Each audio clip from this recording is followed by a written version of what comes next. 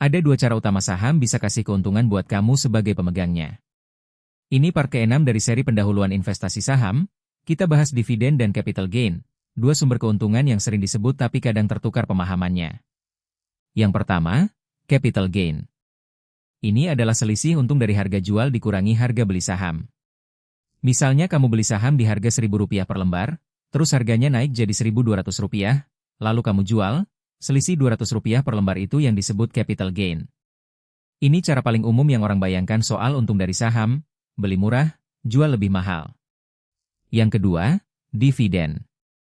Dividen itu bagian dari laba perusahaan yang dibagikan langsung ke pemegang saham, biasanya 1 atau 2 kali dalam setahun, tergantung kebijakan masing-masing perusahaan.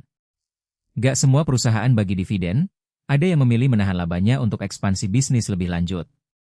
Tapi banyak juga perusahaan besar dan sudah mapan, yang rutin bagi dividen setiap tahun ke pemegang sahamnya. Perbedaan mendasarnya begini, capital gain itu kamu dapat kalau kamu jual sahamnya, sedangkan dividen itu kamu dapat tanpa perlu jual saham sama sekali. Cukup memegang saham itu sampai tanggal pencatatan pemegang saham yang berhak, yang biasa disebut cum date. Strategi investor juga sering beda karena ini. Ada investor yang fokus cari saham dengan potensi kenaikan harga tinggi, mengincar capital gain. Ada juga yang lebih suka saham perusahaan mapan dengan dividen konsisten, karena mereka mengincar pendapatan rutin, mirip seperti passive income. Idealnya, kedua strategi ini bisa dikombinasikan.